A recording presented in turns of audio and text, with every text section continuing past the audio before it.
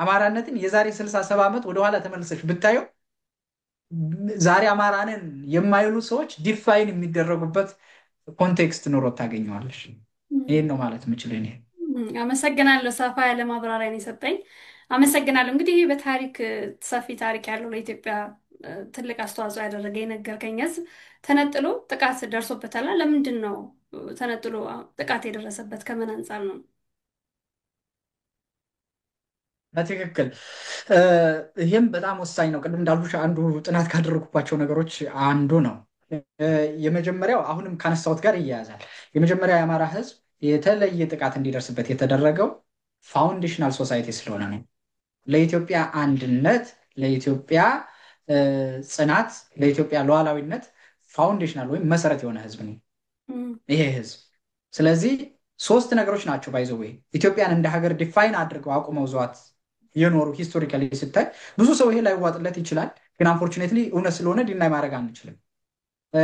እነዚህ ሶስት ነገሮች ምንድን ናቸው ካልሽ የመጀመሪያ ፈርስት ኮንሰፕት ኦፍ ኢትዮጵያኒዝም ነው። ራሱ ኢትዮጵያዊነት ማለት ነው።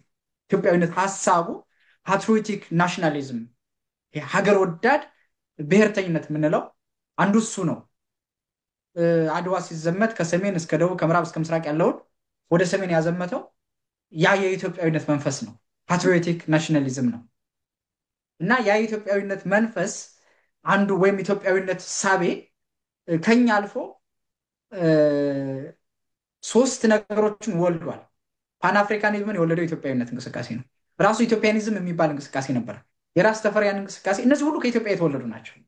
ከኢትዮጵያ ፓትሪዮቲክ ፊሊንግ የተወለዱ ናቸው። ከኢትዮጵያ ብቻ ሳይሆን ከኢትዮጵያ ፓትሪዮቲክ ፊሊንግ እና ይሄ ዋሬር ከሆነው ስፕሪት የተወለዱ ናቸው። ዝም ብሎ ኢትዮጵያን እንደ ሀገር በመውደድ አለ።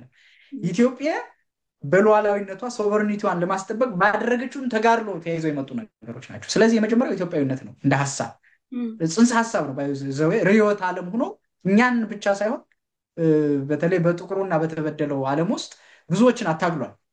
ባይ ዴፊኒሽን ኢቭን በ19ኛው በ20ኛው ክፍለ ዘመን ኢትዮጵያኒዝም ሚንስ ኤምባርሲንግ the struggle for freedom። ኢትዮጵያዊነት ማለት ለነፃነት የሚደረገውን ተጋድሎ መጨበጥ መያዝ ነው ተብሎ ኢትዮጵያዊነት like literally ነፃነትን ለነፃነት መታገል ወይም ነፃነት ተብሎ እስከ መተርጎም የደረሰበት ደረጃ አለ እና አንዱ ይሄ ነው። ኮንሰፕቱ ትልቅ ኮንሰፕት ነው። ኢትዮጵያን ሰፍቶ የያዘ ኮንሰፕት ነው። ኢትዮጵያንን አንድ የሚያደርግ ቤት ነው። እሱ ነው አንዱ የኢትዮጵያ መሰረት። ቀጥሎ እንዳልኩሽ ደግሞ ይሄ የኢትዮጵያዊነት መንፈስና ሐሳቢ እንዲጸና ትልቅ አስተዋጽኦ ያደረገችው ከሃይማኖታዊ ኮንትሪቢዩሽን በኋላ የኢትዮጵያ ኦርቶዶክስ ተዋሕዶ ቤተክርስቲያን ነች። እንዴት አድርጋ ትውልድ በመቅረጽ በኩል በመጀመሪያ ወስላታ ያልሆነ ትውልድ፣ ሀገሩን የሚወድ ትውልድ። ዛሬ ቃሉን ሰምተሽው አታውቂ ይሆን? እንደ ወስላታ የሚለው ቃል እኔም ከተናገርኩት ብዙ ዘመን ሆኖኛል። የሚገርም ነው እና እንደዛ ያልሆነ መጀመሪያ ሀገሩን የሚያስቀድም ትውልድ በመቅረጽ አባቶች ራሳቸውን ለሀገር አስቀድመው በመስጠት እውቀት እኛ ከውጭ አይደለም ስንማር ይኖር ነው። የእውቀት ገበያችን የእውቀት ሙዚየማችን የኢትዮጵያ ኦርቶዶክስ ተዋሕዶ ቤተክርስቲያን ናት። ለአብዛኞቹ ነገስታት፣ ለአብዛኞቹ ጀነራል ብታያቸው፣ የጦር ጀነራሎች ብታያቸው፣ ደራሲያን ብታያቸው፣ አገር የመሩ ሰዎች የመጀመሪያ ዩኒቨርሲቲያቸው የኢትዮጵያ ኦርቶዶክስ ተዋሕዶ ቤተክርስቲያን ነች። ይህን እንዲናይ ማድረግ አይቻልም። ከውጭማ ሄደን ተምረ ነው የመጣነው ትምህርት አየሽው ሀገሩ እንዴት እንዳደረገው። ቤተክርስቲያኒቷ ያስተማረችው ትምህርት፣ ቤተክርስቲያኒቷ የሰጠችው እውቀት ሀገሪቱን እንደ ካስማ አጽንቶ ዳሯንና መሀሏን ወይን አድርጎ ጠብቆ ዟት ነበረ። እንዲያውም እንኳን የውስጥ ሰላሟ ችግር ሊኖር ያ እየተፈታ ከውጭ የሚመጡትን እንኳን በጋራ መክቶ ማስቆም የሚችል ታቦት ይዞ እስከ መዝመት እንትኑን ሰራዊቱን ብቻ ሳይሆን መነኮሳቱን እስከ ማሰለፍ ወይ ባደርሰው ሲንጎራደዱ በአድዋ ምድር ያየናቸው እኮ መነኮሳት ነበሩ። እና ይቺ ቤተክርስቲያን ለኢትዮጵያ ህልውና ለሀገራዊ አንድነት ያበረከተችው አስተዋጽኦ ከፍ ያለ ነው። ይሄን ያዥ። ከዛ ደግሞ እንደገና የአማራ ህዝብ አለ፣ በስነ ልቦና በባህል የዳበረ ጽኑ መሰረት ያለው በእውቀቱም በእውነት አብዛኛው የነቃና በፍልስፍና ውስጥ የሚኖር ነባሩን ኢትዮጵያዊ ማንነት የያዘ ነው። እንደምታውቂው ሴንትራልም ህዝብ ነው። እንደምታውቂው መሀላዊ ህዝብ ስለሆነ በየዳር ያሉ ህዝቦች ከተለያየ ጊዜ ከተለያየ ከውጭ በሚመጡ ትንኮሳ ባህላቸውን ያጣሉ፣ አመጋገባቸውን ያጣሉ፣ አለባበሳቸውን ያጣሉ። ምናልባት ከመካከለኛው ዘመን በፊት ብታያቸው ዛሬ ጎጃም ወይ ጎንደር እንዳለው አማራ የነበሩ ዛሬ ካለባበሳቸው እስካኗኗራቸው ሌላ ማንነት የተላበሱ ሰዎችን ታያለሽ፣ ኢትዮጵያውያንን ታያለሽ። ዞሮ ዞሮ ግን እነዛም እነሱ በኢትዮጵያዊነት ራሳቸው ጥላና ማዕቀፍ በያዙት ማንነት ኢትዮጵያዊስ ሊባሉ አይችሉም። የግድ አሁን ይህንን ይዘው ኢትዮጵያ ማለት በአማራ ስሪት ብቻ የተሰራች ናት ትላላችሁ የሚል የሚያነሱ አሉ። ባይዘዌ የሚገርምሽ እኛ ኢትዮጵያዊ አይደላችሁም ከማለታችን በፊት እንደውም ያልንም አይመስለኝም ኢትዮጵያ አይደለንም ብለው ያሉ እነሱ ናቸው። እንዴት ብለሽ ጠይቅኝ። የመጀመሪያ ኢትዮጵያዊ ሁነሽ ኢትዮጵያን ስትወጊ ኢትዮጵያ አይደለሽ። የመጀመሪያው ኢትዮጵያዊ ነኝ ብለሽ የኢትዮጵያ የሆነውን ስትጠይ ዝም ብለሽ ባትናገሪ ራሱ የኢትዮጵያ የሆነውን ስትጠይ የኢትዮጵያ የሆነውን ስታጣጠይ ኢትዮጵያን ራሷን ስትወጊ የዛን ጊዜ ኢትዮጵያዊነትሽ ይቀራል። ከጠላት ጋር ወግነሽ የራስሽን ወገኖች ስታጠፊ የዛን ጊዜ ኢትዮጵያዊነትሽ ይቀራል። which means ወይ የነሱ ባህል ወይ የነሱ ሃይማኖት ወይ የነሱ አይደንቲቲ ወይ የሆነ ነገር ወስዶሻል ማለት ነው። ሶ የመጀመሪያው የሚጀምረው እዚህ ላይ ነው። እኔ አሁን ዛሬ እንደው እውነት ለመናገር ኢትዮጵያ ውስጥ እየኖረ ኢትዮጵያዊ መልክ ቁመና ያለውን እኔ እንደውም የሚገርምሽ አሁን ካለው ኢትዮጵያ አልፌ ሌላውን ብዙ ኢትዮጵያ የምለው አካል አለኝ። አሁን አልነግረሽም እንጂ ኢትዮጵያዊ ነው የምለው በዛሬዋ ኢትዮጵያ ውስጥ የሌለ ብዙ ኢትዮጵያዊ አለ እውነት ለመናገር እና ምን ለማለት ነው ያንን ባህል ያንን ማንነት የወረሱ ሰዎች ይሄ ያለ ነገር ነው። ደግሞ በዓለም ላይ ያለ ቋሚ ነገር ነው። የሌላውን ባህልም ሃይማኖት መውረስ ነውር አይደለም። ግን ያንን እዘሽ ኮመን ለሆነው ናሽናል አይዴንቲቲ ናሽናል ኢንቲቲ እና ናሽናል ፓትሪዮቲዝም መቆም መቻል አለብሽ። ያ ካልሆነ የአማራውን ህዝብ ለምሳሌ በሌላው ዘንድ እንዲጠላ የሚያደርገው ምንድን ነው ብትይ አንዱ ይሄ ነው። ሙቼ እገኛለሁ፣ ነባሩን የኢትዮጵያዊ ማንነት ዲፌንድ አደርጋለሁ። ለምሳሌ ሃይማኖት ቢመጣ ሃይማኖቱን ኢትዮጵያዊ ሃይማኖት ነው የማደርገው አለ። which means እዚህ መስጊድ ሲሰራ ክርስቲያኑ አብሮ ሄዶ የሚሰራበት፣ እዛ ቤተክርስቲያን ሲሰራ ነጋሽ መሐመድ መጥተው የሚሰሩበት እንዲህ አይነት ሃርሞኒየስ የሆነ የሃይማኖታዊ ተዋስኦ መስተጋብር ያለበት ነው የማደርገው። አየሽ፣ አክራሪነትን ጽንፈኝነትን እጸየፋለሁ፣ እሱን አልቀበልም ይላል። እሱንም ሲዋጋ ነው ይኖራል። ነገስታቱ የጻፉትን ደብዳቤ ስታየው ይሄንን ነው የሚነግሩሽ። ስለዚህ አንዱ እንዲጠላ ያደረገው ለኢትዮጵያን ኤንቲቲ እና ለነባሩ ኢትዮጵያዊ ማንነት መታገሉ ነው የመጀመሪያው ማለት ነው። እስካሁንም ድረስ እንደምታውቂው ለኢትዮጵያዊነት መስዋዕትነት የከፈለ ነው የአማራ ህዝብ። ኦብቪየስሊ ለምንድን ነው በአማራነቱ ጥቃት አልደርስበት ብሎ አይደለም። ከራሱ አይዴንቲቲ እና ኤንቲቲ ህይወት በላይ የኢትዮጵያን ኢንተረስት እና አይዴንቲቲ ኮሌክቲቭ አይዴንቲቲውን ሲጠብቅ የነበረ ነው። ኮሌክቲቭ አይዴንቲቲውን ለማዳን ሲሞክር የነበረ ህዝብ ነው። ያንን ኮሌክቲቭ አይዴንቲቲ እየጠበቀ ያለ ህዝብ ስለሆነ በቀጠናው ላይ በምስራቅ አፍሪካም በይው በሃይማኖት አሁን ለምሳሌ እዛ ላይ ኮሎኒያል ሚሽነሪዎች አሉ፣ ኢምፔሪያሊስቶች አሉ። ለምሳሌ ቅኝ ገዢዎች 19ኛው መቶ ክፍለ ዘመን ላይ የተስፋፉት የመጡት እነሱ አሉ። ኢምፔሪያሊስቶች ኢንተረስት አላቸው። ስለዚህ እነዚህ ኢምፔሪያሊስቶች እዛ ቦታ ላይ ማገር ግርግዳ ሆነው እንደ ካስማ ቁመው በላይ በግብፅን በጎን ሱዳንን በዛም ሲይዙ መካከል ላይ ደሴት ሆና የቀረችባቸው ሀገር ኢትዮጵያ ነች። ስለዚህ ኢትዮጵያ ደሴት ሆና መቅረት ብቻ አይደለም፣ በታሪክ ሊፍቁት የማይችሉትን ሽንፈት አከናንባ የመለሰቻቸው ሀገር ነች። ግን ምንድን ነው ያደረጉ? ከአድዋ ድፊት በኋላ ያደረጉት የዛን ጊዜም አድርገውታል። ምንድን ነው ያደረጉ? የዚች ሀገር የጥንካሬዋ መሰረት ምንድን ነው ብለው ማጥናት ጀመሩ። ስለዚህ እነዚህን ሶስት ነገሮች አንደኛ ፓትሪዮቲክ ፒፕል ናቸው። ስለዚህ ይህን ፓትሪዮቲዝም ፊሊንግ ዲቫይድ ማድረግና መለየት መቻል አለብን። ከዛ ሪሊጂየስ ናቸው። በሃይማኖታቸው ውስጥ አብዛኞቹ ሃይማኖተኛ ህዝቦች ናቸው። ይህን ማድከም አለብን። ከዛ ደግሞ የኦርቶዶክስ ቤተክርስቲያን የዚህ ሁሉ መሰረት ነች። እሷን ማጥፋት አለብን። ሶስቱ ላይ ነው ጦርነቱ የተከፈተው። መጽሐፌ ላይ ኤክስፕሊሲትሊ ይህንን አስቀምጫለሁ። እንዴት፣ መቼ፣ በማን በምን ሁኔታ፣ ኢፌክቱ ምንድን ነው፣ ኮንስኮንሱ ምንድን ነው የሚለውን በደንብ አሳይቻለሁ። እነዚህ እና ያደረጉ ይህን እንዴት አደረጉት ብትኝ የኢትዮጵያን አንድነትና ፓትሪዮቲዝም ፊሊንጉን ለማጥፋት ሲሉ ምን ፈጠሩ? በቋንቋና በጎሳ ህዝቦች እንዲከፈሉ አደረጉ። ባይዘዌ ጣሊያኖች ራሱ ሲመጡ ገቨርኖ ኤርትራ፣ ገቨርኖ ጎጃም፣ ገቨርኖ ወለጋ፣ ገቨርኖ እያሉ እየከፋፈሉት ነው የመጡ። ዲቫይድ ኤንድ ሩል በሌላው ላይ የተጠቀሙት እኛ ጋር መጡና በዛ ሲስተም ተጠቀሙ። ደግሞ የህዝቦች ሙዚየም መሆናችን በጣም የተለያዩ ህዝቦች ያለባት ሀገር መሆናችን ተመቻቸው። እሱ ማለት ከዛ ፋውልቲ ዲስኮርስስ ነው የተጠቀሙት። ሴሜቲዝምን ተጠቅመዋል፣ ቅኝ ግዛትን ተጠቅመዋል፣ የቋንቋ ፖለቲካን ተጠቅመዋል፣ ሃይማኖትን ተጠቅመዋል፣ የተጠቃሚነት ጥያቄን ተጠቅመዋል፣ የውክልና ጥያቄን ተጠቅመዋል። እንግዲህ አስቢ፣ ከአውሮፓ አንቺን ሊገዙ መጥተው እኛ የመጣ ነው እንግዲህ ኮሎኒያሊዝም ይታወቃል፣ ኢምፔሪያሊዝም ይታወቃል፣ ሞቲቭ ምን እንደሆነ። ከዛ መጠው ግን ሲሰብኳቸው ምንድን ነው ያሏቸው? እኛ እኮ እዚህ የመጣ ነው አማራው እየጨቆናቸው ስለሆነ ከአማራው ነፃ ልናወጣችሁ ነው። ፏሪዩ አንተ ማነህ? ነፃ ውጭ ኢምፔሪያሊስት ካን ኢማጂን። ከዛ እነዚህ ሰዎች ምን አሏቸው? ውይ ይሰየዋሉ እና አመኗቸው፣ ተቀበሏቸው ማለት ነው። እነዚህን ሲቀበሉ ምን ሆኑ? ይሄ ፓትሪዮቲክ ናሽናሊዝም ወረዱና ናሮ ናሽናሊዝም ውስጥ ገቡ ማለት ነው። የጎሳ ሀሳቢ ውስጥ ገቡና አብሯቸው የኖረ የነበረውን ህዝብ እንደ ጠላት መመልከት ጀመሩ። ከዛ ደግሞ ሌላ ሂስቶሪካል ደግሞ ዳራዎች አሉ። ከዛ በፊት በሀገረ መንግስት ምስረታ ውስጥ ወጣና ገባ ይሉ የነበሩ የታሪክ ግጭቶች አሉ። እነሱን ሁሉ ተጠቀሟቸው። እነሱን ተጠቀሙና የኢትዮጵያዊነትን መንፈስ በታተኑት። ይሄንን እነሱ ጀመሩት፣ ግን አልተሳካላቸውም። ነገስታቱ ታገሉት። ከዛ ምን እናድርግ አሉ። አሁን ይሄንን በራሳችን ስላልቻል ተማሪዎች እንቀበል። ስኮላርሽፕ ወደ ውጭ ተላከ በሙሉ ማለት ነው። ስኮላርሽፕ ተማሪዎች ወጡ። የራሳችን ወንድሞች ታላላቆቻችን ወጡና በውጭ ሀገር ተምረው እነሱ የጀመሩትን ሀሳብ እዘው መጡ። እነዋለልኝ ያንን የተኮረጀ ጽሁፍ አወጡ። እንዲህ ብለሽ ልትናገሪው የማትችይ ጽሁፍ አወጡ። በሙሉ የፈጸሙት ያ ጽሁፍ በሙሉ እነ ሄነሪ ኪሲንገር ያስቀመጡትን ኢትዮጵያን በጎሳ በዘር በሃይማኖት የመክፈል ስራ ሰሩላቸው ማለት ነው። የዛን ጊዜ ተማሪዎች ፈጸሙት። ቲፒኤልኤፍ ደግሞ በትክክል በአሜሪካ ስሪት በደንብ ተጠፍጥፎ ተሰራ።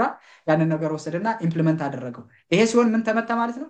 ኢትዮጵያዊነት፣ የኢትዮጵያዊነት እሳቤ፣ ፓትሪዮቲዝም፣ አንድነት፣ ሉዓላዊነት የሚለው ነገር ጠፋ። ስለዚህ ምን ይሆናል ማለት ነው? በየክልሉ የተሾሙና የተወከሉ ሰዎች ስለ ኢትዮጵያ ሳይሆን ስለምን ማሰብ ጀመሩ? ስለ ጎጣቸው ማሰብ ጀመሩ። የኦሮሚያ ክልሉ መሪ አማራ ክልልን እንደ ኬንያ እንደ ሱዳን ማየት ጀመረ።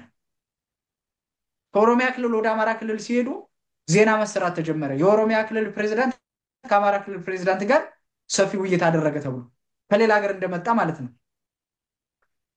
ሁሉም በፌዴራል ደረጃ የተወከሉት ሳይቀሩ በውክልና በኮታ መጥተው የሚሰሩት ለፌዴራል ስቴቱ ሳይሆን ለሪጂናል ስቴታቸው ነው የሚሰሩ even if they are represented for the federal state ማለት ነው። ስለዚህ ኢትዮጵያዊነት ተመታ። እዚህ ላይ የሀገርነት ሴንስ ጠፋ። ይህን ሁሉ እስከ መጨረሻ ድረስ ሲታገል የነበረው አማራ ነው። ከዛ ቀጥሎ ምንድን ነው የመጣው? ከዛ ቀጥሎ ማን ነው መጠቃት ያልነበረበት? የኦርቶዶክስ ቤተክርስቲያን ነች። ያለማቋረጥ ፓትሪያርኩን እስከ መግደል ደረጃ ደርሶ ህዝቦቿን በሐሰት ትምህርት እስከ ማውጣት ደርሶ አጠቃላይ የቤተ ክህነታዊ መዋቅሩን እስከ ማፍረስ ድረስ ቤተክርስቲያን ተመታች። ዛሬ አሁን ሰው የሚጮኸው ጳጳሳቱ ቤተ ክህነቱ ምናምን የሚልሽ ስትራክቸሩ እንደፈረሰ ስለማያውቅ፣ ግን ፈርሷል። ስትራክቸሩ የለም። ያ ስትራክቸር ተመቷል። ካቢኔ ከብቶበታል። ቅድም እንዳልኩሽ በነጭ ካባ ምናልባትም በነጭ ቆብ የተከለለ ጥቁር ልቦና ያላቸው ሰዎች ተቀምጠውበታል እዛ ቦታ ላይ። መላከ እገሌ የሚባል የሰይጣን ግብር የሚሰራ ሰይጣን ተቀምጦበታል እዛ ቦታ ላይ። ቤተክርስቲያን ተመታች ማለት ነው። ቀጥሎ የአማራ ህዝብ ነበር የቀረ። ይህን ህዝብ አሁንም ኢንተረስታቸውን ለማስፈጸም ከተለያየ አካባቢ ሲጨፈጭፉ ሲገድሉት ነበረ። አሉት እዛ ቦታ ላይ መጨረሻ ላይ ባለበት መጡ። ዲስሚስ ነው ያደረግ ስነ ልቦናውን፣ ታሪኩን፣ ማንነቱን፣ ስሙን ሳይቀር ሀብቱን ታዩ ስሙን ሳይቀር ቀየሩበት። ይሄ የአማራ ህዝብ እንዴት ተለይቶ ጥቃት ደረሰበት ካል ለኢትዮጵያ ስቴት ቢልዲንግ እና ለአጠቃላይ ለኢትዮጵያን ሶቨርኒቲ እና ኔሽን ቢልዲንግ ለሚባለው ፋውንዴሽናል ሶሳይቲ ስለሆነና ኢትዮጵያን የመበታተን አንዱ አካላቸው ስለሆነ ነው። አማራም በመጥላት ብቻ ሳይሆን በምስራቅ አፍሪካ በቀጠናው ላይ ያላቸውን ጂኦፖለቲክስ ወይም ደግሞ የቀጠናውን ፖለቲካ ለመቆጣጠር ደካማ ሀገር መፍጠር መቻል ነበረባቸው። አማራው ተደራጀ ማለት፣ አማራው ጠነከረ ማለት ከሌላው በላይ ስጋት ነው ለነሱ። ምክንያቱም ረዥም የሆነ የስነ መንግስት ታሪክ አለው፣ ረዥም የሆነ ጥልቅ የሆነ ፓትሪዮቲዝም ፊሊንግ አለው። ቤተክርስቲያንም እንደዚሁ። ስለዚህ እነዚህን ሶስቱን ኢንቲቲዎች ማጥፋት በምስራቅ አፍሪካ ላይ ሀያል እና ትልቅ የሆነችዋን ሀገር ሽብ አድርጎ አሁን እንደምታዩ የማንም መሳቂያ ሀገር ማድረግ ማለት ነው። ስለዚህ አሁን ላይ የሚደረገው ስትራግል it is for these three things። እኔ እዚህ ወጥቼ ዲያቆን ነኝ ስታገል ወይም ደግሞ ትግሉን ስደግፍ ለአማራነት፣ ለኦርቶዶክሳዊነት፣ ለኢትዮጵያዊነት። ለአማራነት ስታገል እየሞቱ ያሉ እናት አባቶችን፣ ወንድሞችን፣ እህቶችን ሁሉን አገኘዋለሁ። ለኦርቶዶክሳዊነት ስታገል አማራ ክልል ስላለው ኦርቶዶክስ ብቻ አይደለም የምታገለው። በኦሮሚያ፣ በትግራይ፣ በጋምቤላ፣ በሶማሌ በሁሉ ቦታ ላለው ኦሮሚያ ኦርቶዶክስ እጮሃለሁ፣ ድምፅ ሆናለሁ፣ እጽፋለሁ። ለኢትዮጵያዊነት ስታገል ለሚጠላኝ ጭምር እታገላለሁ። ያንን ግን የምታገልለት ኢትዮጵያዊነት ወይም ደግሞ የማነሳው ኢትዮጵያዊነት ምንድን ነው ብትይ ያልተሸረፈ ያልተቀነሰ ትናንት የነበረውን ነገም የሚኖረውን እያስከብረን የነበረውን ማንነት ነው። አሁን ሰብተሽ ከሆነ አዲሲቷ ኢትዮጵያ ሲባል ትሰሚያለሽ። አዲሲቷ ኢትዮጵያ ማለት እነሱ ባመጡት ፎርጅድ እሳቤ ትናንት የነበረው ማንነት የሌለባት በብዙ የውጭ ርዕዮተ ዓለም እና ኢንትረስት የተተበተበች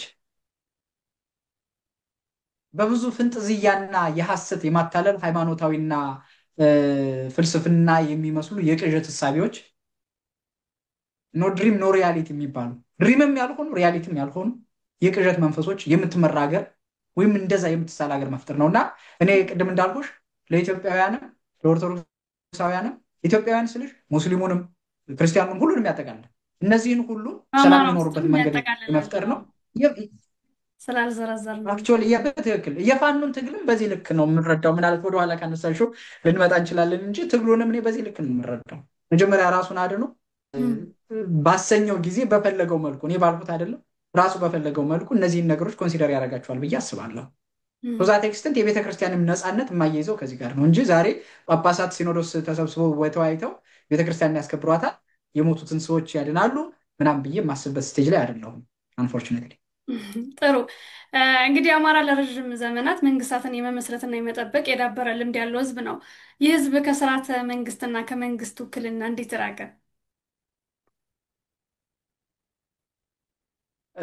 አሁን ካልኩት ጋር ነው የሚያያዘው። እንዳልሁሽ የመጀመሪያው የአማራ ህዝብ ቅድም እንዳነሳ ነው በስርዓተ መንግስት ምስረታ ውስጥ በጣም ትልቅ አስተዋጽኦ አለው።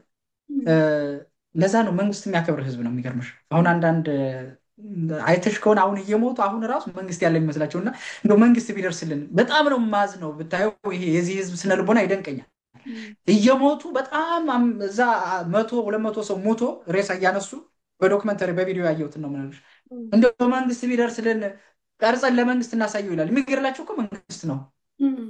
ይሄ ምንድነው? የህዝቡ መንግስታዊ ስነልቦና ነው። መንግስትን ማክበር መንግስት ይደርስልናል የሚል ስነልቦና ነው። እና እንዴት ሆኖ ነው ከዚህ ተገፍቶ የወጣው ካልሽኝ ሁለት መሰረታዊ ነገሮችን ልንገርሽ ላሳጥርን። ምንድን ነው ይሄን የፈጠረበት ብትይኝ የመጀመሪያው 3 ላድርገው መሰለኝ። የመጀመሪያው ራሱ ነገስታቱ ይከተሉት የነበረው መንገድ ነው። ልቀንሰው ብዬ ነበረ ሙሉ እንዲሆን 3 እናድርገው። ነገስታቱ ይከተሉት የነበረው መንገድ ነው። በጣም ትክክለኛ መንገድ አይደለም እሱ መንገድ። ነገስታቱ ይከተሉት የነበረው መንገድ ይሄ ፖለቲካል ሪቫይቫሊዝም የስልጣን ሽኩቻ በጣም መጥፎ ነው። በተለያየ ጊዜ ኢትዮጵያን ዋጋ ያስከፈላት አንዱ የስልጣን ሽኩቻ ነው። እና አንዳንድ ጊዜ ነገስታቱ ከሀገር ጥቅም ይልቅ የራሳቸውን ስልጣንና ዝና የሚጠብቁበት ደረጃ ላይ ሲደርሱ ሀገሪቱን ለከፍ አደጋ እና ለእርስ በርስ ግጭት አሳልፈው የሚሰጡበት ደረጃ አለ። በዚህ በኩል ያለፉትም ነገስታት በወቅታቸው በዘመናቸው በሚያስተውሉበት ዘመን የሚገባውን ሪፎርም ባለማድረጋቸው ይህ ችግር በሀገሪቱ ላይ እንዲፈጠር አድርጓል። እና የአማራው ህዝብ ደግሞ በተለይ ሰግሪጌት እንዲደረግ እና ዋጋ እንዲከፍል ቅድም እንዳልኩሽ ሪቶሪክሶች አሉ አይደል? የሚጠሉት አካላት አሉ አይደል? እነዛን ሲከላከልና ሲመክት የነበረው ጠንካራ ስርዓተ መንግስት መኖር ነው። ያ ሲፈርስ የአማራው ህዝብ መጠቃት ጀመር ማለት ነው። ስለዚህ አንዱ እንዳልኩሽ ምንድነው የሚሆነው ማለት ነው? መንግስታቱ በጊዜያቸው ራሳቸውን አፕዴት አለማድረግ፣ ሪፎርም አለማድረግ፣ ጥያቄዎችን በስርዓት አለመመለስ፣ ስታግናንት የሆነ አፕሮች ይዞ የመሄድ ነገር ነበር። ንጉሱን አፄ ኃይለስላሴን ጀምሮ ማለት ነው የሰሩት በጣም ብዙ የሰሩት ስራ እንዳለ ሆኖ መጨረሻ አካባቢ ዘመናቸው ላይ ግን የትውልዱንም ጥያቄ የሀገሪቱንም ነባራዊ ሁኔታ በተለይ ደግሞ የውጭኛውን ዓለም ኢንትረስት በትክክል ያለመረዳት ብቻ ሳይሆን ተረድተውትም ቶሎ ሪያክቲቭ አለመሆን ዋጋ አስከፍሏል ብዬ አስባለሁኝ። ያ ብዙ ማብራሪያ የሚያስፈልገው ነገር እንዳለ ሆኖ በጀነራል ከዛ በመቀጠል በትክክል ከዛ በመቀጠል ምንድን ነው ይሄን ያደረገው ብትይ ቅድም እንዳልኩሽ እነዚህ ኢትዮጵያን ለማፍረስ የሚፈልጉ አካላት ኢንተረስት ነው ታርጌት መደረጉ ወይም በጣም ታርጌት ማድረጋቸው የአማራውን ህዝብ ይህን ኢትዮጵያዊነትንም አማራነትንም ኦርቶዶክሳዊነትንም ጥቃቱ በከፍተኛ ሁኔታ ከዚህ ኤሪያ ላይ እንዲሄድ አድርገው ምክንያቱም አሳክተዋል እነሱ ኤማቸውን ስላሳኩ ማለት ነው። ያ ምንድን ነው የሆነ ብትይኝ የተማሪዎች እንቅስቃሴ አንዱ ትልቅ እንቅፋት ነው እንደምታውቂው በፎልስ ሪቶሪክስ ላይ የተመሰረተ በጣም እኔ ኢትዮጵያን ሲኦል ውስጥ ካስገቧት ነገሮች ብዬ የማየው ነው። መንፈሱ አሁን ድረስ ይሸተኛል። የሚገርምሽ የቀሩ ሰዎች አሉ ከዛ ዘመን የምሬን ነው የምልሽ እስካሁን አሉ ድረስ ታውቃለህ አይደል? አሉ እና በአንዳንድ ቦታ ላይ ሪልም አሉ ታውቃለህ። በውጭ ሀገር በተለይ በፖለቲካ ውስጥ ተሳትፎ የሚያደርጉ የተማሪዎች ንቅናቄ ያሉ እንዳሉ አሉና ይገርመኛል። የሀገር መውደድ ስሜታቸው፣ ፍቅራቸው ምናምን በጣም ታደንቁና አፕሮቻቸውን ስታያቸው ግን እዛው እኔ ደርጎ ስለ ቃሉ በጣም ይቅርታ ደርጎ ምላቸውና አሁንም እና በስብሰባዎች እናገኛቸዋለን፣ በውይይቶችም እናገኛቸዋለን እና የሀገር ፍቅር ስሜት አንዳንድ ጊዜ ርዕዮተ ዓለም መጥፎ ነው። ባይዘወይ ርዕዮተ ዓለም በጣም መጥፎ ነው። አይዲዮሎጂ ማለት ነው እና የአይዲዮሎጂ ሰለባ የሆነ ትውልድ ነው እና ይገርምሽ 40 ዓመት 50 ዓመት ኑረውም ከዛ አይዲዮሎጂ ውስጥ እስካሁን አልተላቀቁም። ስለ ሰርፍ ስለ ገባርና ምናምን አይነት እሳቤ ውስጥ የሚያልፍ ትርክትም ታሪክም እዞ የማየው ነገር አለ። እንዳይቀየሙኝ እፈራለሁኝ። ግን አንዱ የኢትዮጵያን ዕጣ ፈንታ ከበከሉት አካላት ውስጥ እነሱ ናቸው። ለምን አንድ ነገር ስለሰራሽ ብቻ አይደለም የምትመሰገኘው፣ በጥሩ ሁኔታ ስለሰራሽ ነው አይደል? እሱ ነው። ከዛ ደርግ መጣ፣ ምን አደረገ ማለት ነው? ሰምሃው ሌብሬት ኤንላይትንድ የሚባሉ 60 ሚኒስትሮችን በአንድ ቀን ረሸነ። ሞስት ኦፍ ዘም ላይክ አብዛኞቹ አማሮች ናቸው። ያ መጥፎ ሴናሪዮ ነበር በኢትዮጵያ ፖለቲክስ ውስጥ፣ አጠቃላይ በአማራ ብቻም እንዳይመስልሽ በኢትዮጵያ ፖለቲክስ እና ሊደርሺፕ ሂስትሪ ውስጥ አጠቃላይ መጥፎ ሲናሪዮ ነው። ያውም ሰዎቹን ደግሞ ማንነታቸውን አስቢው፣ የታወቁ ሰዎች ናቸው። ዛሬ እዚህ ላይ ሜንሽን ማድረግ የለብኝም። እነ አክሊሉ ሀብተወልድ ወይም ሌሎችም እነዛ ታላላቅ ሰዎች ስታሳጭ በጣም ከባድ ነው ይሄ። ከዛ በኋላ አማራ የሚባለው ጥላቻ አብሮ ከዛ ጋር ነው የሚመጣው። እነዚህ ሰዎች አብዛኞቹ የተገደሉት አማራ ናቸው። አማራ እንኳ ባይሆኑ ቅድም እንዳልኩሽ አማራ የሚባለውን ሲቪክ አይዴንቲቲ የለበሱ ሰዎች ናቸው ተብለው ነው። የአማራነት ግን እንዳልኩሽ የሆነ እኔና አንቺን የሚጠቅም አይደለም። እሳቤ ነው ወይም የኑሮ ዘዬ ነው። በቃ የኑሮ ዘዴ ነው። እንደዛ ሆኖ ሰው ኮንሰፕት ወስዶ ስለነበር አሁን ያ ሙሉ በሙሉ በሚባል ደረጃ የአማራን ውክልና በአንድ ጊዜው ሽባን ያደረገው እዛ ቦታ ላይ ሲደርስ። ከዛ ምንድን ነበር የቀረ መሰለሽ? 2 ቦታዎች ቀሩ። የተወሰኑ ቤተ ክህነት፣ የተወሰኑ ትምህርት ተቋማት ውስጥ ነው የቀሩ አማራዎች ማለት ነው። ቤተ ክህነት ውስጥ ያሉትን ሄዱና ፓትሪያርኩ ሳይሞት ፓትሪያርክ ሾሙና በሙሉ አገር ለቀው እንዲሰደዱ አደረጓቸው። ጠፋ ማለት ነው። እዛም ውስጥ ያሉት ተመርጠው በአማራ የሆኑት ኢቭን እንደ አማራ አክት የሚያደርጉ አይደሉም፣ ግን በዘር ትውልዳቸው አማራ የሆኑት ናቸው ተመርጠው ከዚያ ወጡ። ከዛ ሲመጡ የሰሜኖች መጡ እንደምታውቂው ነው። ቤተ ክህነቱ ተመታ፣ ውክልና ጠፋ። ማን ቀረ? የትምህርት ተቋማት ቀሩ። እና አቶ መለስ መጡና 40 ፕሮፌሰሮችን ከአዲስ አበባ ዩኒቨርሲቲ በአንድ ጊዜ አስወጡ። ዋት ዱ ዩ ኤክስፔክት? ከዚህ በኋላ ምን ሪፕሬዘንቴሽን ነው የምትፈልጊው? ይሄ ሁሉ ነው አማራን ከሪፕሬዘንቴሽን ከውክልና ስልጣን ከሀገራዊ ኑባሬ የመኖር እድልና የፖለቲካ ተሳትፎ ያወጣው ማለት ነው። ከዛ በኋላ የመጡት የፖለቲካ ሰዎች ራሱ ቲፒኤልኤፍ እየጠፈጠፈ የሰራቸው እንዲመች እያደርጉ የሚጋለው ፈረሶች ናቸው። ያንን ጥቃት አይተው በተወሰነ ደረጃ ድምፅ ለማሰማት የሞከሩት ፕሮፌሰር አስራት ነበሩ። እሳቸውም መጨረሻ ላይ ምን ሆነው እንደሞቱ እናውቀዋል። አሁን ይሄ ሁሉ ግሪቫንስ፣ ይሄ ሁሉ ትግል ይሄን ኮንሲደር ያደረገ ትግል ነው መሆን ያለበት። በዚህ ውስጥ አክተር ሆኖ አማራውም ራሱ አብሮ ተሳትፏል። ግን ይሄንን ስናደርግ አሁን የአማራ ትግል ይሄን ሁሉ ኮንሲደር ማድረግ አለበት። ይሄን ሁሉ ጥያቄ ውስጥ ያስገባ መሆን አለበት። ከዛ ያልነገርኩሽ ደግሞ ከውጭው የገቡ ሰዎች አሉ ደግሞ በጣም የሚጠሉን የውጭ ሰዎች። አሁን እዚህ ጋር የተደረደሩ በቃ ይገርምሻል እንዴት አድርገው እንደሚጠሉን። ስፒሪቱ መንፈሳቸው እስካሁንም አለ፣ ያው ሁሉ አለ፣ አሁንም አልቆምም። ተቀባይ ደግሞ አግኝተዋል። ቲፒኤልኤፍ ተቀባይ ነው፣ ኦነግ ተቀባይ ነው። ወደ ምስራቁ ያለውን ደግሞ ከነባሩ ከሰላማዊው ጥሩ ከሆነው ልዩ ውብ ከሆነው እስልምና የተለየ አክራሪ እስልምና አለ ደግሞ አብሮ የማያኗኑር ነባሩን ኢትዮጵያዊነት ስሜትና እውነተኛ ወንድም እህቶቻችንን የማይወክል ባገኘበት ሁሉ በግድ የሚያሰልም ወይም የሚገድል አለ። ደግሞ ሌላ ኢንተረስት ነው፣ ደግሞ ሌላ ኢንተረስት ግሩፕ ነው። በሰላም የምትኖር ኢትዮጵያን የሚበጠብጥ ግሩፕ ነው ማለት ነው። ይህን ሰው ከሃይማኖት ጋር እንዳይይዘው አልፈልግም።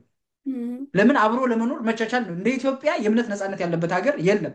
አውሮፓ ላይ ብትመጭ ራሱ እኛ አውሮፓ ነው የምኖረው፣ የለም መስጊድ ለመስራት አንድ መስጊድ ለመስራት በዚህ ሊበራል በሆነ ዓለም ላይ ስንት መከራ እንደምትበይ ልነግርሽ አልችልም። ያውም ሃይማኖቱን ኦልሞስት ክርስትናውን ትተውታል አብዛኞቹ። ኢትዮጵያ ግን ያን የመሰለ እንግዲህ በቅደም ተከተል ሃይማኖት እንዲህ እንዲህ ባይባልም ቀድሞ ያለው ክርስትና ነው። ተዋጽኦአቸው በጣም ብዙ ታሪኮችን ይዘን እንኳ ብዙ የሚያስፈሩ ብዙ ጭፍጨፋ የተፈጸመባቸውን ታሪኮች ይዘን ሰላማዊ የሃይማኖቶች መስተጋብር ነበር ያለ።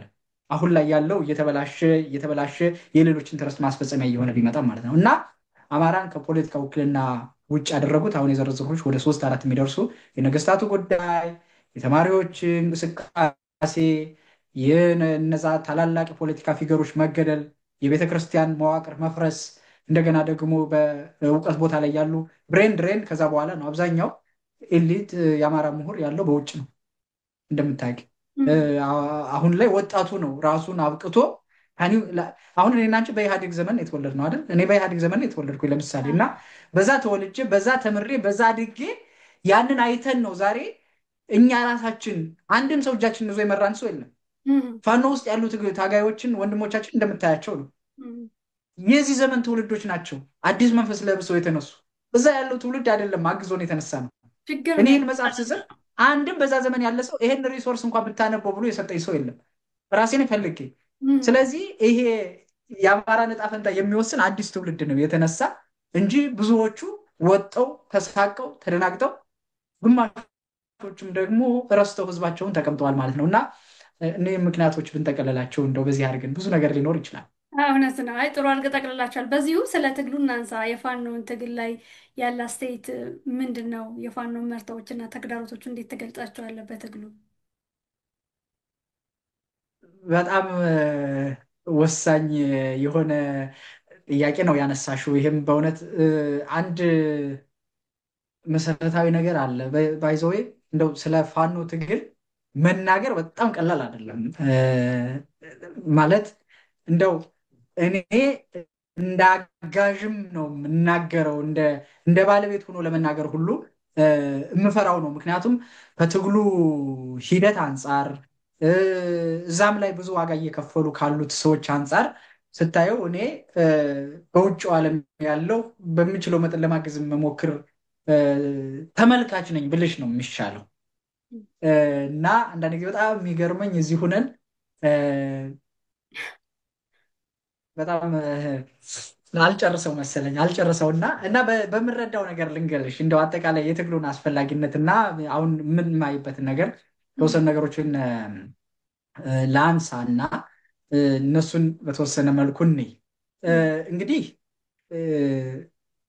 የአማራ ትግል ወይም ደግሞ አጠቃላይ እኔ አሁን የፋኖ ትግል ብዬ ብዙ ሰው ማለቴን ኮንሰፕቱን እንዳያበላሸው እፈራለሁ።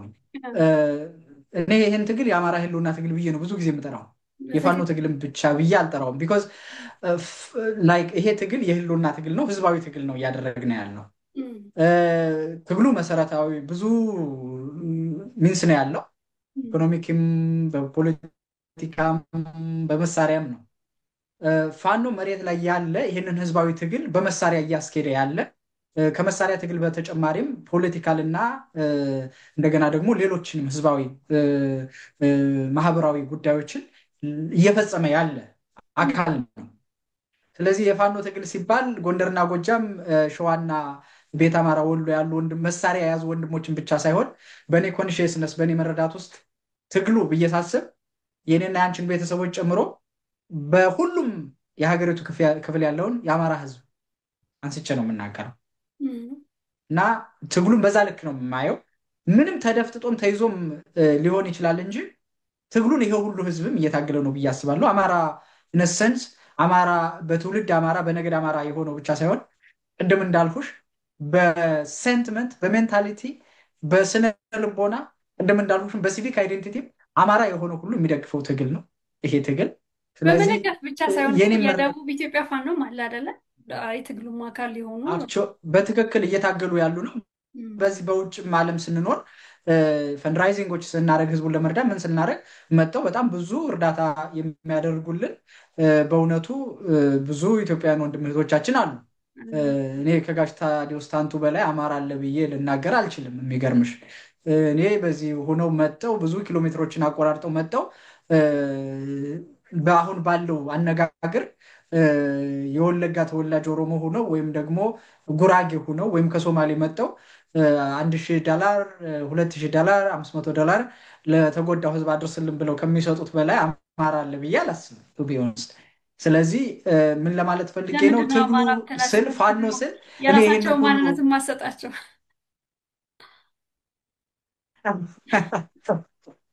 ይኸውልሽ እኔ ደስ የሚለው መጽሐፌን ምን እንዳልኩት ታውቂያለሽ? ህብራዊ ነው። ህብራዊ ማለት በቃ ብዙ ነሽ ማለት ነው። ብዙ ነሽ አንድ ብቻ አለን። በቃ አማራም ሆነሽ ኦሮሞ መሆን ትችያለሽ። ኦሮሞም ሆነሽ አማራ መሆን ትችያለሽ። አማራ ሆነሽ ኢትዮጵያዊ መሆን ትችያለሽ። ኦር ኢን አ ሴንስ አንድ ነገር ብቻ ለምን ትሆኛለሽ? ብዙ ነገር መሆን እየቻልሽ ነው የኔ ጥያቄ። ሶ ዊ ካን ቢ ሶ መኒ ቲንግስ ብዙ ነገር መሆን እንችላለን። አት ሴም ታይም ግን ፕሪዮሪታይዝ የምናደርገው ነገር የለም ማለት አይደለም። ይሄንን ስልሽ ደግሞ እንዳሁን በአማራ ብሔርተኝነት እንቅስቃሴና ተጋድሎ ላይ ስራ መስራት የለብንም ማለት አይደለም። ይሄንን ስልሽ ግን አት ሴም ታይም ደግሞ ለዚህ ትግል አስተዋጽኦ የሚያደርጉ አካላት ብዙ ስለሆኑ እነሱን እንደው ለመጠቆም ያክል ነው። እንደው የተወሰነ ትግሉ ምንድን ነው ስትይኝ በመሰረታዊነት የመጀመሪያ የሚሆነው ከብዙ መታገስ በኋላ የመጣና መሆን ያለበት በኢትዮጵያ ታሪክ ውስጥ የመጨረሻው ራስን የማዳን የህልውና ትግል ነው። የመጀመሪያው ማለት ነው። አንደኛ የሚታየው ይሄ ነው። አንደኛ የመጨረሻ ነው። በኢትዮጵያ ታሪክ በብሔር የመደራጀት ጉዳይ የመጨረሻ ነው። ሁለተኛ የብሔር መደራጀትና የመብት ጥያቄ ብቻ ሳይሆን የህልውና ትግል ነው የተደረገው። ማሲቭ የሆነ አታክ ተከፍቶበት ጥቃት ተከፍቶበት ያን ለመከላከል የመጣ የመጨረሻና የግድ መሆን የነበረበትና ያለ ትግል ነው። አሁን እየተደረገው ያለውን የአማራን ትግል እንዳይሆን ማድረግ አይቻልም። እንዳይሆን ማድረግ ይቻል የነበረው በአማራው ላይ የተፈጸመውን ነገር ባለማድረግ ነበረ። ወይንም አማራን በዛ ልክ ሸፕ በማድረግ ባለማድረግ ነበረ። ያ ሁሉ ከሆነ በኋላ ያ ሁሉ እየሆነ ስቲል አሁንም እየሆነ ባለማድረግ ብቻ ሳይሆን ትናንት ባለማድረግ ሳይሆን ዛሬም የሚደረገውን ባለማድረግ ማለት በሞደርን ሂስትሪ ኦፍ ፖለቲክስ እንደዚህ አሁን እንዳለው የቃዠ አገዛዝ የራሱን ህዝብ ከስታሊን እና ከሂትለር ውጭ የራሱን ህዝብ የጨፈጨፈ የለም በሞደርን ሂስትሪ ውስጥ ፖለቲካል ሂስትሪ ውስጥ በቃ የለም። 3 ዓመት 4 ዓመት ሙሉ በሰሜን በደቡብ በመካከል በተለያየ ቦታ ህዝቡን የሚጨፈጭፍ ነው። ከዚህ ራስን ሰርቫይቭ ለማድረግ ህልውና ለውጥ የለውም። መጀመሪያ ቅድም እንዳልኩሽ ኮምፕሮማይዝ የምታደርጊው ነገር የለውም። አባዬ ምን አለኝ መሰለሽ? ልጅ አለኝ ሌላ ጊዜ አጫውትሻለሁ ስለሱ። ግን አንድ ብቻ ነገር ልንገርሽ። የመጣብን ወደኛ የመጣው ነገር አለኝ ሰው አይደለም አለኝ።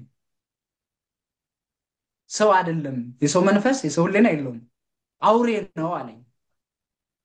አውሬን ደግሞ የምታባረረው ወግተህ ነው፣ ለምነህ አይደለም። ወግተህ አሁን ጅብ ቢመጣብሽ ጅብ አትብላኝ፣ አንበሳው አትብላኝ አይባልም።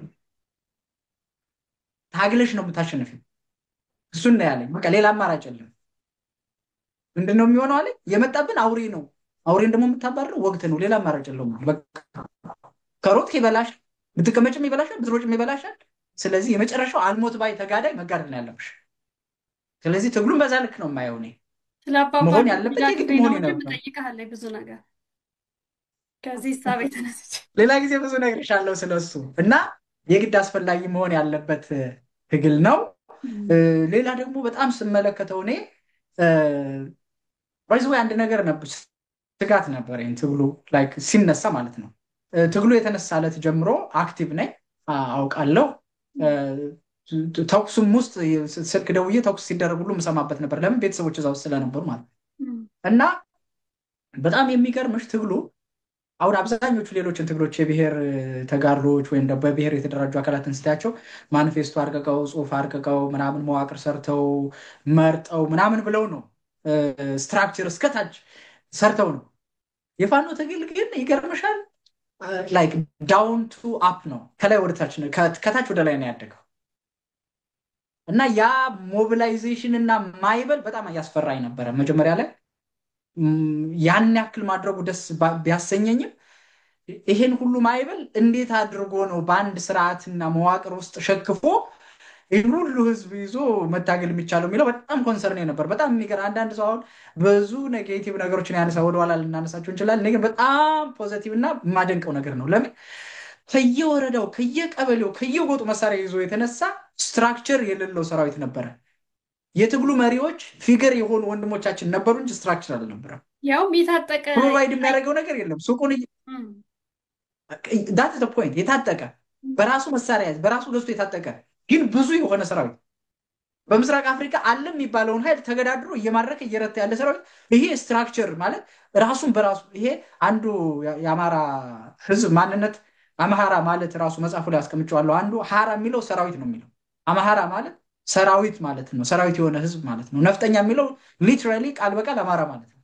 ይሄ ስድብ አይደለም፣ የማንነት መገለጫ ነው። እና የህዝቡን ነፍጠኝነት ወይም ደግሞ ሰራዊትነት በዛ ነው የምታዩ። በቃ ማዕበል የሆነ ነገር ነው የተነሳው እና በጣም የሚገርም ነበር። በዛ ምክንያት እንደምታስታውሹ በአጭር ጊዜ በዝባዥ የሆነውን የክልሉን መንግስት መገለባበጥና የአስተዳደር ሰንሰለቱን ለአንዴና ለመጨረሻ መቆራረጥ ችሏል። አሁን ክልሉ ውስጥ መንግስት አለ ብሎ በጣም ብዙ ሰው ያስባል። እነሱ ምን ነው ይላሉ። እና መንግስት ማለት ምን እንደሆነ የሚያውቅ ሰው ይህንን አፉን መልቶ አይናገርም። መንግስት ምንድን ነው? ምን ምን ባህሪያት አሉት? መንግስት ከህዝብ ጋር ያለው ኢንተራክሽን ምንድን ነው? ምንድን ነው የሚያደርገው? ከየት እስከ የት በነፃ ቀጠና ይንቀሳቀሳል? ብዙ ነገሮች አሉ። ምንድነው አሁንም ላይ የመንግስት መዋቅር አማራ ክልል ላይ አለ ብዬ አላስብም። እኔ በሀገሪቱ በዚህ ባለው የአገዛዙ ኃይል የመሳሪያ ብዛት አንዳንድ ቦታ ላይ ውን የሚባሉ ነገሮች አሉ። ግን ያ ሊደርሽፕ አይደለም። ገቨርንመንታል ሊደርሽፕ እንደዛ አይደለም። ኮንቴክስቱ የሚረዳው ሰው እሱ ማፍረስ ችሏል። የተረጋጋ መዋቅር ከሌለ ምንም መሳሪያ ይዘህ ገብተህ ስለወጣ እየመራ ነው ማለት አትችልም። አዎ ኦኬ። ለአንሳ ካልሽኝ አንደኛ የተረጋጋ መዋቅር የሚባል አለ። ኦኬ ሊደርሽፑ እንዳልኩሽ ሰንሰለቱ ከክልሉ አንስቶ እስከ ወረዳ እስከ ቀበሌ ድረስ ወርዶ የተረጋጋ መዋቅር አለ። ሁለተኛው የተረጋጋ መዋቅር የሚባለው ሰላማዊ የመንግስትና የህዝብ ግንኙነት መኖር መቻል አለበት። ያ ማለት ህዝቡ መንግስትን አምኖ መንግስት ህዝቡን አምኖ መኖር መቻል አለበት። ይሄ የሚባለው ነገር በፍጹም አማራ ክልል ውስጥ የለም።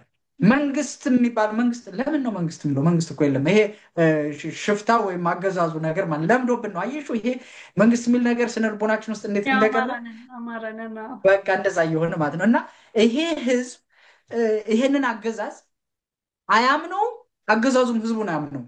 ይሄ ሊትራል ነው። ሶ ኢትስ ዘ ማተር ኦፍ ታይም።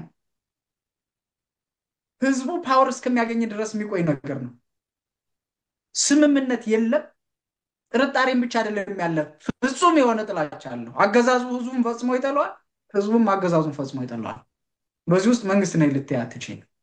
የአንድ የወረዳ ወይም ተይው የወረዳውን ተይው፣ ወረዳውማ ምን ዋጋ አለው? የአንድ የክልል ባለስልጣን ተይው በቀላል አጃቢ በ3 እና በ4 አጃቢ ጋርድ አንድ ቢሮ ሌላ ቢሮ ተንቀሳቅሶ የማይሄድበት ከባድ መሳሪያ ተጠምዶለት የሚንቀሳቀስበት ቦታ ላይ መንግስት አለ ወይ? መንግስት እንደዛ አይደለም። በቃ እሱ ነው አሁን ምንድነው ያለው ማለት ነው ክልሉ ላይ ይሄ አረመኔ የሆነው አገዛዝ የክልሉን ህዝብ ጨርሶ ጨፍጭፎ ለመኖር እሱን አለ። ከዛ ደግሞ በዛ ውስጥ ሲምቦሊክ አድርጎ የሚጠቀማቸው የሞቱ ፊገሮች አሉ፣ አስከሬን ፊገሮች ማለት ነው። ህልውና ህይወት የላቸውም። አክቹዋሊ መጀመሪያ ዝም ብሎ ራሳቸው ወደዛ ሲመጡ ሙተዋል፣ ይሞቱ ናቸው። ከዛ እንደዛ ውን የሚሉ አካላት ነው ያለው። እነሱም ማተር ኦፍ ታይም ቅድም እንዳልኩሽ ነው። ህዝብን ያሸነፈ መንግስት የለም፣ ይሄን ነው ወይም ደግሞ ኃይል የለም። ትበዘብዥዋለሽ፣ ትጨቁኘዋለሽ፣ ምን ትይዋለሽ፣ መጨረሻ ግን የሚያሸንፈው ህዝብ ነው። በአማራ ትግል ታሪክ ደግሞ አማራ ቅድም እንዳልኩሽ ብዙ ጊዜ ተጠቅቶ ያውቃል፣ ተሸንፎ ግን አያውቅም። ሁልጊዜ የምለው ነው ምንድን ነው ያሉት? ተጠቅቶ ያውቃል፣ ተሸንፎ አያውቅም። እንኳን ይሄንን ሌላውን የሚወጩን ማለት ነው።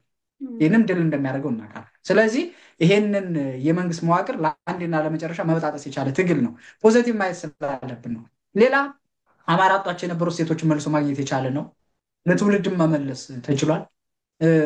አማራ ክልል እኮ አማራው እኮ መፎከር እና መሸለል እንኳ ዝም ብሎ ቀራርቶ ብቻ ነው እየተባለ ይሰደብ ነበረ። ነፍጠኝነት እኮ ስድብ ነበረ። ሀገር መጠበቅ እኮ ለሀገር መቆርቆር እኮ ስድብ ነበረ እኮ። እነሱ መመለስ ችሏል። መጸለይ ስድብ ነበረ። የሆነ ጊዜ ማምለክ ስድብ ነበረ። የሚጸልይ ወታደር ታያል። መጾም ስድብ ነበረ። በሚሊታሪ ሂስትሪ ውስጥ ዳዊት አነግቶ እየደገመ ሀገሩንና ሕዝቡን የሚንከባከብ ሰው ታያለሽ። ይህ የአማራ ስነ ልቦና ነው። መስቀልም ጦርም መስቀል ከሰላጢን ነው የሚባለው። መስቀልም ጦርም ይዞ የኖረ ህዝብ ነው። አንዳንድ ጊዜ የሆነ ከካህናቱ ወይም እንደዚህ መሳሪያ ዞ ሲያይ የሆነ ሰው እረ እግዚኦ ይላል። በቃ አታውቀውም። ኢትዮጵያን አታውቃትም። የአማራንም ህዝብ አታውቀውም። እኔ ገጠር ነው ተወልጄ ያደግኩ። እኔ ገበሬ ነኝ። እያረስኩ ነው ያደግኩ። ቄስ ወታደርም ነው። እስከ 6 ሰዓት እስከ 7 ሰዓት ያርሳል። 7 ሰዓት ላይ ሂዶ ይቀድሳል። ማታ መሳሪያውን ዞር ወንድ ይጠብቃል። በአንድ ቀን 3ቱንም የሙያ ስራዎች የሚፈጽም ነው። እኔ የማውቀው ነው የምነግርሽ። አገር የሚጠበቀው እንደዚህ ሆኖ ነው። ኢትዮጵያ የጸናችው እንደዚህ ሆና ነው። ስለዚህ እነዛን እሴቶች መመለስ ችሏል። ይሄ ትግል በዛ ነው የማየው። ሌላ እንዳልኩሽ የአማራ ህዝብ በ3 አይነት ጥቃት ሲፈጸምበት ነበር። በአፍ በመጻፍና በሰይፍ። እነዚህን ለመመከት እየተጋደለ ነው። እየመከታቸውም ነው ያለው። የአፉን በአፍ የመጽሐፉን እንደምታየው ሌሎችም እየጻፉ ነው። እኔም ሞከር፣ ሌሎችም ይሞክራሉ። በተለያየ በሚዲያም ላይ ይጻፋል። ይሄ የመጽሐፉን ጥቃት የሚመክት የመጽሐፍ ጥቃት ምላሽ መስጫ ነው። የሰይፉን ጥቃትን ወንድሞቻችን በጦር ሜዳ ሆነው ያንን እያስቆሙ ነው ያሉ ማለት ነው። ያን እየተመለሰ ያለበት ነው። እንግዲህ በራሱ ልጆችም ህልውናውን ያረጋገጠበት ነው። እስካሁን አማራውን እንወክለዋለን ብለው ከተለያየ ቦታ የሚገቡ አማራ ያልሆኑ አካላት የነበሩ። ዛሬ ላይ ግን ራሳቸው አማሮች የአማራ ልጆች በተለይም አዲሱ ትውልድ ብዙ የውጭ ርዕዮተ ዓለም ያልተጫነው ትውልድ ራሱን እያዳነ ያለበት ነው። ትግሉን እንደ ትግል ሳይሆን ጤናማ ትግል ነው። ምንም እንኳ እውነት ለመናገር የብሔርተኝነት ትግል ስለሆነ መሆንም ስላለበት ይሁን እንጂ በፍጹም ከሌሎች በኢትዮጵያ ከታዩ የብሔርተኝነት እንቅስቃሴዎች ጋር ሊገናኝ የማይችል ትግል ነው። አንደኛ እነዚህ ሁሉንም አይተሻቸው ከሆነ የብሔርተኝነት ትግሎች ጸረ ኢትዮጵያዊ አንድነት ኢትዮጵያን ዩኒቲ፣ ጸረ አማራና ጸረ ኦርቶዶክስ ሀሳብ ያላቸው። አማራ ግን ፕሮ ነው። ከነዚህ ድጋፍ ነው። የኦርቶዶክሳዊነት ድጋፍ ነው። የጤናማው የነባሩ የእስልምና ድጋፍ ነው። ያከብራል፣ እስልምናን ይንከባከባል። የትግራይ ህዝብ ወዳጅ ነው። የኦሮሞ ህዝብ ወዳጅ ነው። የኦሮሞ ልክ ቲፒኤልኤፍ ሲነሳ አማራን ጠላት ነው ብሎ ጨቋኟ የአማራ ብሔር ብሎ ነው የተነሳ። ኦኤልኤፍ ሲነሳ ኦሮሚያ እና የኦሮሞ ህዝብ በአማራ የቅኝ ግዛት አገዛዝ ስር ነው ብሎ አማራውን እንደ ህዝብ ፈርጆ ነው የተነሳ። ታችን ነው ከነ ማኒፌስቶ። ኦነግ ከነ ማኒፌስቶ ከነሚሰራው ስራ የአማራ ህዝብ ጠላት ነው። የኦሮሞ ህዝብ ግን እንደ አማራ ህዝብ መከራ እየተቀበለ ያለ ንጹህ ህዝብ ነው። ይህንን አብዛኛው ፋኖ ያምናል። በማየው በምረዳው በሰማሁት የተናገረ እስካሁን አላውቅም በታጋዮች ደረጃ እና ጤናማ የሆነ ኢትዮጵያዊነት በተግባርም የገለጸ ነው። በዚህ መልኩ የሚጠብቅ በተግባር የተማረኩትን ሰዎች ይዞ አብልቶ መግቦ ትራንስፖርት ከፍሎ የሚልክ የጠፋውን ኢትዮጵያዊነት ያሳየ ቀና ሀሳብ ያለው ትግል ነው።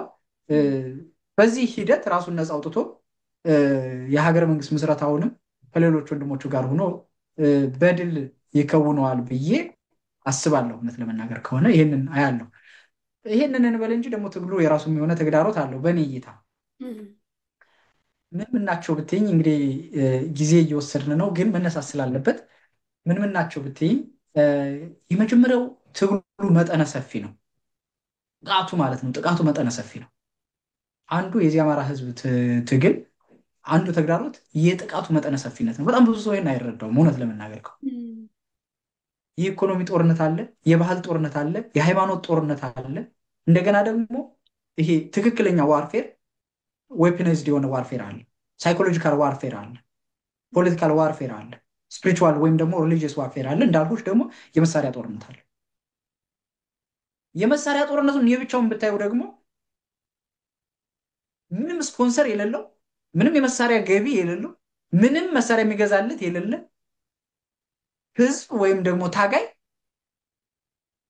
በአየር፣ በምድር፣ በሳይበር፣ በሁሉም ነገር የተደራጀና እጅግ ብዙ ለጋሽ ሀያላን አጋሮች ካሉት አካል ጋር ነው ጥቃት ትግል እያደረግን ያለ ነው።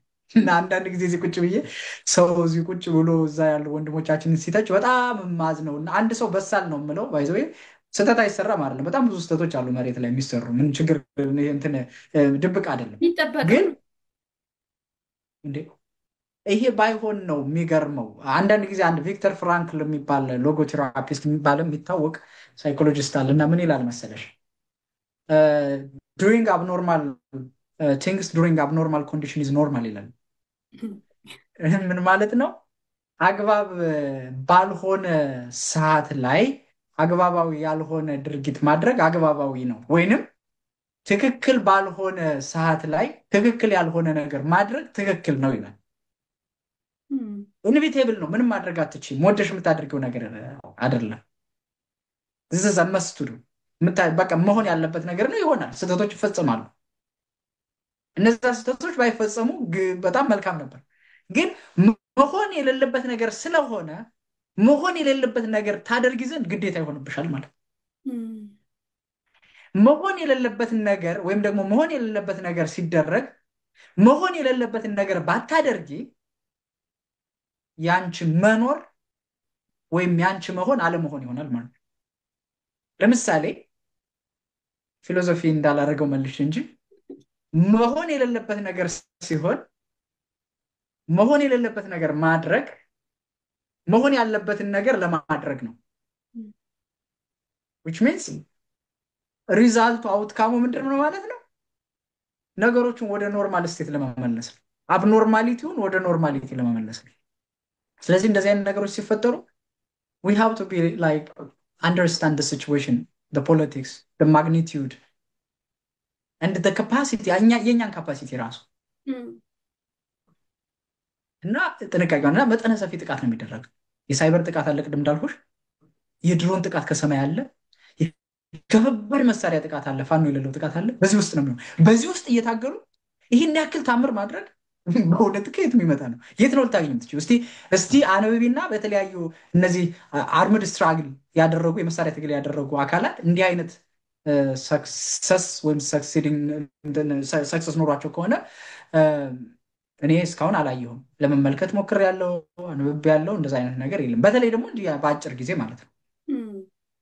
በአጭር ጊዜ አንዳንድ መንግስታት በአጭሩ ተፈንቅለው የወደቁ አሉ። ተፈንቅለው የወደቁት ምንድን ነው ብትይ በራሳቸው ኩዴታ መፈንቅለ መንግስት ወይንም ደግሞ ያጠቃኛል ብለው ተዘልለው ባልነበሩበት አካል ነው። ዝም ብለው ምንም ችግር የለም ብለው ከሩቅ መጥቶም ሊገለብጣቸው ይችላል። ባለፈው ሶሪያ ላይ እንደተፈጸመው አይነት ማለት ነው። የኛ ግን እንደዛ አይደለም። እያንዳንዷ ሰፈር፣ እያንዳንዱ አካባቢ፣ እያንዳንዷ ወንዝ፣ እያንዳንዷ ከተማ የአማራ ጠላት የሆኑ ሰዎች መሳሪያ ያጠመዱበት ከተማ ነው። የሆነ ጊዜ የአማራ ህዝብ ይነሳል ተብሎም ስጋት ነበር። ይሄ ስለነበረ በእሳት ውስጥ ነው የገቡና ይሄ አንዱ ችግር መሆኑን መረዳት ያስፈልጋል። ሌላ ቅድም እንዳሉት መዋቅራዊ ጉድለቶች አሉ። ትግሉ የተጀመረው ከታች ወደ ላይ ነው ያደገው። ከላይ ወደ ታች ወርዶ ስትራክቸር ተሰርቶለት ሳይሆን ከታች ይዞ ወደ ላይ ነው ያደገው። ያ በሚያድግበት ጊዜ ልዩነቶች፣ መፋጨቶች፣ የስምምነት ችግሮች፣ ስጋቶች፣ ጥርጣሬዎች፣ ሰርጎ ገቦች በዛ ልክ ይኖራሉ። ይሄ አለ። ቴክስ ታይም። ይሄን እንደ ተግዳሮት መውሰድ ትግሉን ተቋማዊ አለመሆኑ ማለት ነው። መዋቅራዊ አለመሆንና ተቋማዊ አለመሆኑ ከመጀመሪያው አንዱ ተግዳሮት ነበር። አሁን ወንድሞቻችን የሚጥሩት ያን ሁሉ መከራ የሚበሉት ተቋም ለመመስረት እና መዋቅራዊ ለማድረግ ነው። በአንድ ኮማንድ፣ በአንድ ትዕዛዝ፣ በአንድ ስትራክቸር ለመሄድ የሚደረግ ጥረት ነው። እነዚህ ችግሮች ናቸው። የፋይናንስ እጥረት አለ። ይህ ህዝብ ኖርማል በሆነውም ጊዜም በኢኮኖሚ ተለይቶ ድቅቅ እንዲል የተደረገ ህዝብ ነው። ያመረተውን ምርት እንኳን እነሱ የፈቀዷቸው ነጋዴዎች ካልሆኑ አዲስ አበባ አምጥቶ እንዳይሸጥ መንገድ ላይ እየታገተና እየተቃጠለበት ንብረቱ ከሀብታም ነጋዴው እስከ ኖርማል ኦርዲነሪ እስከሆነው ሶሳይቲ ድረስ በድህነት ተዘፍቆ የኖረ ህዝብ ነው። ይህን ህዝብ ነው ሪሶርስ አድርገው እየታገለ ያለው። በውጭማ ያለ ነው ተመልከች። $100 $200 ሰጥቶ ጀት የገዛ ያክል የምንፎክር ጉረኞች ነው ያለን እኮ። እንደው ይቅር ይበለን እግዚአብሔር። መቼም እንዳይቀየሙ ደግሞ የሚሰጡት በዛው ልክ ስል ግን እንዳስታውሰው ነው። ደግሞ ነገ እሄዳለሁ ይገርምሻል። የሆነ ጊዜ ደግሞ ስጡ አዋጡ ልል ስለሚሄድ እንዲህ ብለናሃል አንሰጥህም እንዳይሉኝ ስለምሰጋ እንደው ተስፋ አደርጋለሁኝ። መቼም በቂ አይደለም ለማለት ያክል ነው። ይረዱናል። ሌላ የክፍፍልም ጉዳዮች፣ ችግሮች ሊኖሩ ይችላሉ። አንዳንድ ጊዜ የተሰበሰቡትን ነገሮች በሚገባው ነገር ታማኝ ሆኖ አለማድረግ፣ የሀገሩ ውስልት በውጭ ወጥቶ የሚወሳልት አካል አለ። ሌብነት የተጠናወታቸው አካላት አሉ። በጣም የሚገራርሙ መገረም እንበላቸው አይ ነው ላይ ኔጌቲቭ መገረም ማለት ነው። እንዴት አይነት ስነ ልቦና እንዳላቸው ልረዳቸው ማልችላቸው ብዙዎቻቸው የማይገባል ሰው ህይወቱን እየሰጠ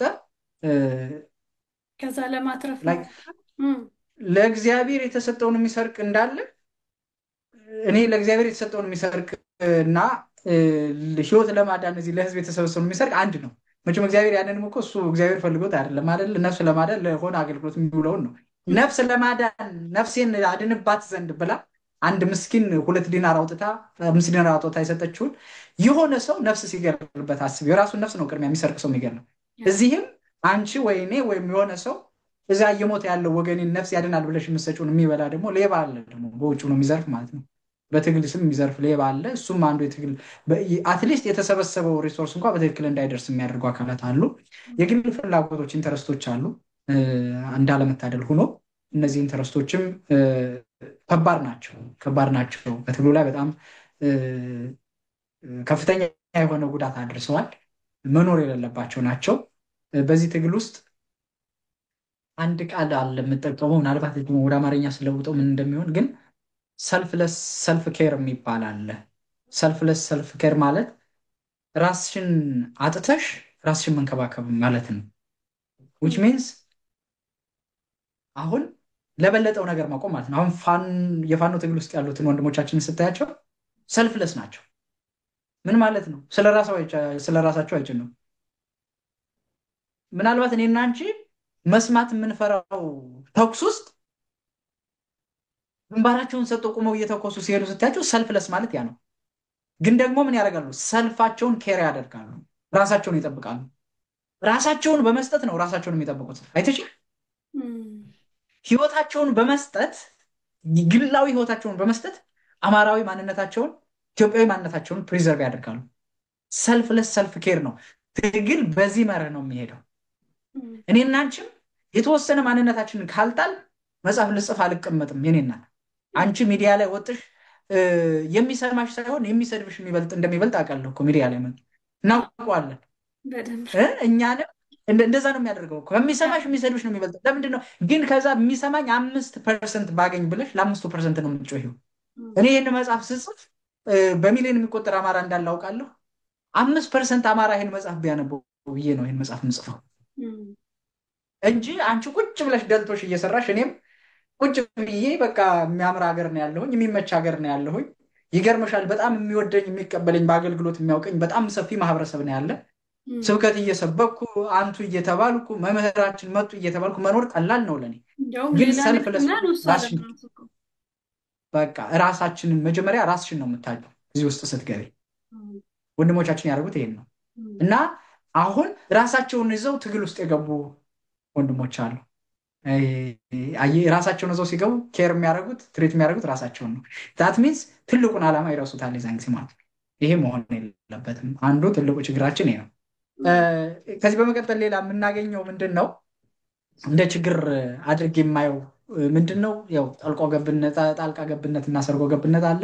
ይህ ከአማራው ራሱ ካገዛዙ ከውጭ ኃይሎችም ጭምር። ይህም አንዱ ተግዳሮት ነው፣ የትግሉ ተግዳሮት ነው። ማወቅ መቻል አለብን። ይህንን ዝም ብሎ ያለ ነገር አይደለም። ይህን መረዳት ያስፈልጋል። ጥቅመኝነትና በአንዳነት በዚህ በሚሊሻው አድማ ምናምን የሚባለው ሁሉ ጥቅመኛ ራሱን የሸጠ በአንድ እንደው በዚህ ራሱን ችሎ ስራ ቢሰራበት ራሱ ጥናት የሚጠይቅ ነው። ባይዘው ሜርሲነሪ ውይይትም የሚጠይቅ ነው በእውነት። እንዲያው በሚዲያ ያሉ ሰዎችም ሪሰርች እየተሰራበት እንዲሁ ስለሚመለከቱትም ይህንን ሊያዩ ስለሚችሉ መርሲነሪ ምን አይነት የወረደና መጨረሻ ደግሞ መጨረሻው ሁልጊዜም አሳፋሪ ሞት መሆኑን እንዲያውቅ የዚህንን ስነልቦና ማጥንቶ መንገር ያስፈልጋል። እሱ አለ። እንዳልኩሽ የዲፕሎማሲና የአድቮኬሲ ስራዎች መጓደል እና መጓተት አለ። በውጭ ያለው ትግል በጣም ፍራጃይል የመሆን አዝማሚያ አንፎርችኔትሊ የውጩ እኛ ባለንበት ዓለም ያለን እኛ እኔን ጭምር ትንሽ ደፈር አድርጌ ብናገር ብዙዎቻችን አዌር አይደለንም ለምንሰራው ነገር ይቅርበኝና እኔ አንድ ነገር ላለው የዚህ ሆኖ አሁን ትግሉን መምራት የሚፈልግ ሚዲያ ላይ ቁጭ ብሎ ትግሉን መምራት የሚፈልግ ስለ ትግሉ ብዙ የሚል ነገር አለ እና አንድ የምናገረው ነገር አለ። እኛ ይገርምሻል ፋኖን እንኳን መምራት መከተል አንችልም። እኔ ይሄንን ነው ማለት የምችለው። እንኳን መምራት መከተል ሁለቱ የተለያዩ ናቸው። አንቺ አይን ኑሮሽ እና በዚህ ብለሽ እኔ መርተሽ ይዘሽ መሄድ የሆነ ነገር ከኋላ ሆነሽ እጅሽን ይዘሽ እንኳን ተከተኝ ስልሽ ወይ እጅን ይዘሽ ተከተለኝ ስትይ ማልከተል ነው የሚሆንብኝ እና በጣም በሰለጠነ ዓለም ላይ ነው የምንኖረው። ሰው ሀሳቡን በውይይት ይፈታል፣ ይነጋገራል፣ ለበለጠው ጥቅም ይቆማል እና እኛ ፓራላል ሶሳይቲ ሁነን እየኖርን ያክል ነው የተሰማኝ ይህን ትግል ካየ በኋላ ነው። ይሄ በጣም መፈታት ያለበት ማህበራት ላይ በጣም በብዙ ማህበራት በአውሮፓ ያሉትን ተዘዋዙሬ አይቻለሁ። በጣም የሚደክሙ ወንድሞች አሉ፣ በጣም የሚያሳዝኑሽ በቃ ምድር ላይ የሚደረገውን ያክል ህይወታቸውን፣ ነፍሳቸውን፣ ትዳራቸውን፣ ልጆቻቸውን መከራ እያበሉ የሚለፉ ወንድሞች አሉ።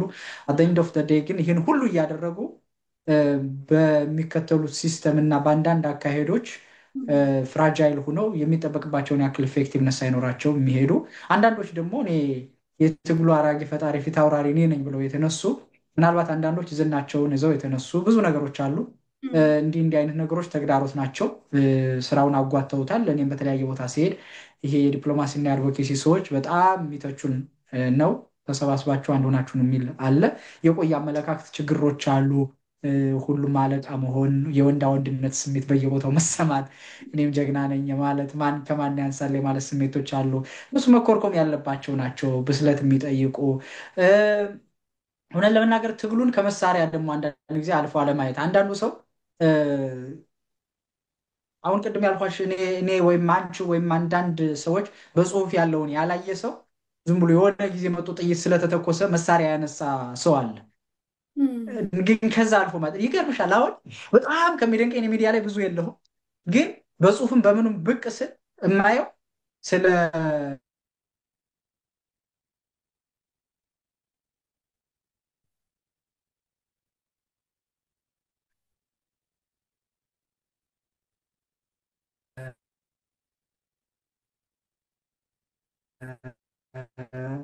አማራ ጠላቶች ስትራቴጂ ስለ ኦሮሞ ማሳቢ ወይም ሲነገር አትሰሚም።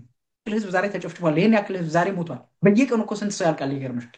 ይሄን ያክል ህዝብ ዛሬ ተገድሏል፣ ይሄን ያክል ሂውማኒታሪያን ክራይሲስ አለ ብሎ ሚዲያ ላይ እንኳን ትንታኔ የሚሰጠው ሰው በጣም ትንሽ ነው። ወይ ጦርነት ላይ የተደረገውን ሪፖርት ተንተርሶ ነው ምን አገባኝ ስል የጦርነቱ ሪፖርት እኮ በፕሮፓጋንዳ ክፍል በሆኑ ጥቂት ሰዎች ብቻ የሚሰራ ነገር ነው። ለምን ጊዜ እዛ ላይ ታጠፋለህ? እንደውም እንደዚህ ከሆነ ወንድሞችን ምለው ይህን ሚዲያውን ምናምን ትሁና የ2 ሰዓት ስራ ጨምረህ ስራና ያችን ገንዘብ ላክላቸው ለቤተሰቦችን እና ደጉማቸው። ውረድ ከዚህ። የምሬ ነው የምልሽ። ድፍረት እንዳታደርግብኝ እንደዚህ ስል በፌስቡክ ብትሄጅ፣ በቲክታክ ብትሄጅ፣ በምናምን ብትሄጅ እንደዚህ አይነት ጦርነት ውስጥ ነው ያለው እና መቼ ነው ስለሚሞተው ህዝብ የምንናገረው? መቼ ነው ስለሚረግፉት ወንድሞቻችን የምንጮኸው? መቼ ነው ኮንሰርናችን ከአካባቢያዊ የሆኑ ነገሮች ተመልሰው ጥቃቱ ላይ ሴንትራል ፖይንቱ ላይ የሚያተኩረው? እኔ ሁልጊዜ ራሴን የማየው እንደዛ ነው። የተዘጋጀ ወደ 30 ደቂቃ የሚፈጅ ዶክመንተሪ አለኝ እና አንዳንድ ጊዜ ነገሮች ሲከብዱ ቁጭ ብዬ ብቻ እሱን ዶክመንተሪ ነው የማየው። የህዝቡን ሰቆቃ ነው የሚያሳይ። ከዛ በኋላ በሚዲያ ላይ የፈለገው ሰው የፈለገው ነገር ቢል የፈለገው ዜና ቢያወራ አልሰማውም። እሱ ኮንሰርን እዛ የሚሞተው ህዝብ ላይ እና ሊሞት ያለው ህዝብ ላይ ብቻ ስለሆነ ማለት ነው።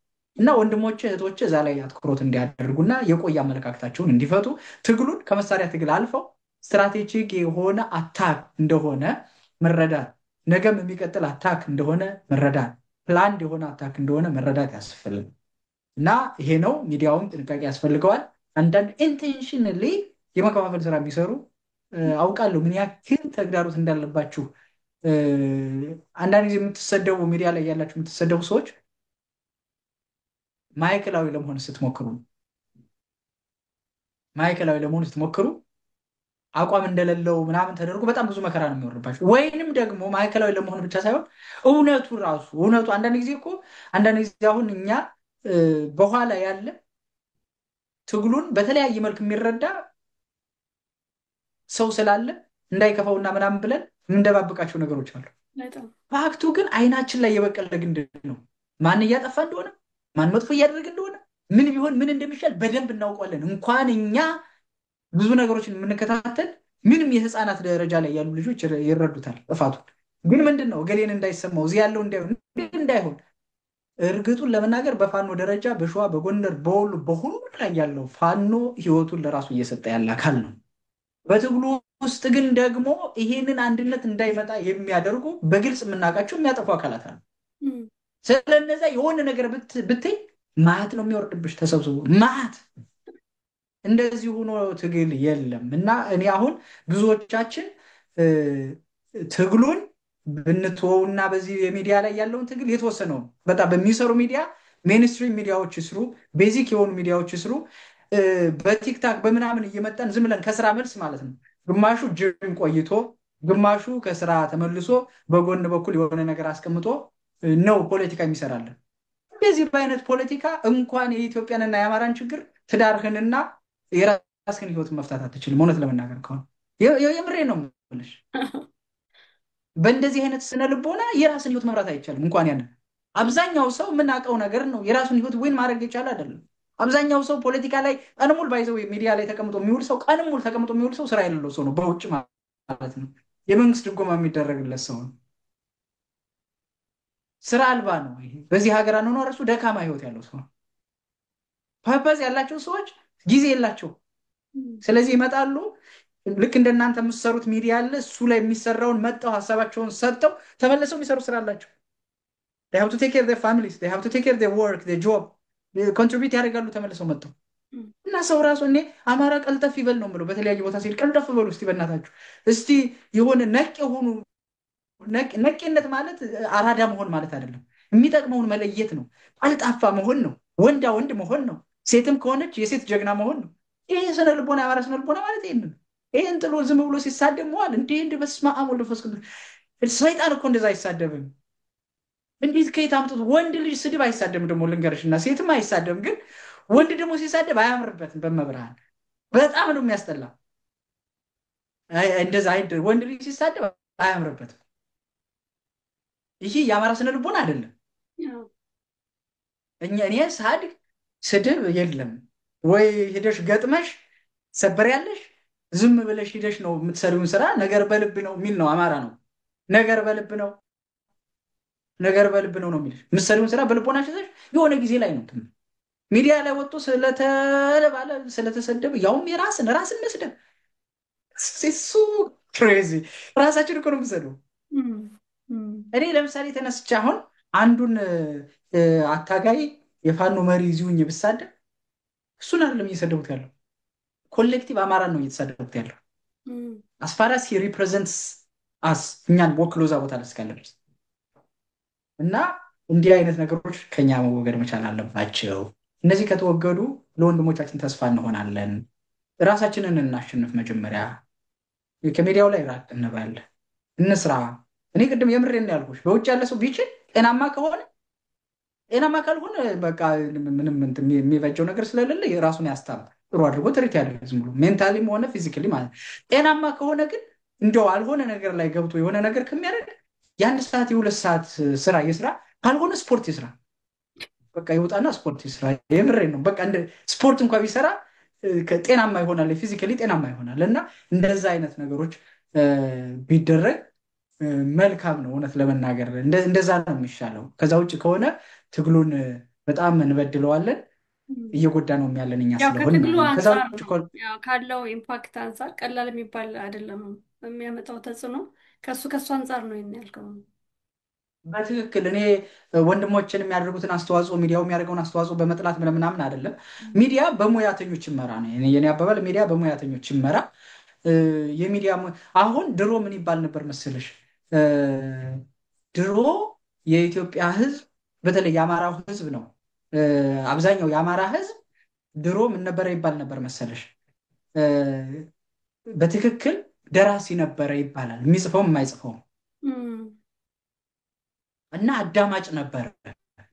ዛሬ ጋዜጠኛ ሆነ፣ ሁሉ ጋዜጠኛ ሆነ። ተናጋሪና ጋዜጠኛ ሆነ። አድማጭ ነው። ጸሐፊ ነበረ እና አዳማጭ ነው። አሁን ተናጋሪ ሆነ እና እኔ ምን እላለሁ፣ በዚህ በመንፈሳዊ እለዋለሁ፣ አሁን ብዙዎቻችን እጃችንን ትጥቅ አስፈትተን ምላሳችንን አስታጥቀነዋል። ይሄ ከባድ ነው። እጅ ነው ስራ የሚሰራ ምላስ የሚሰራ ምላስ እጅ የሚሆንበት ጊዜ አለ።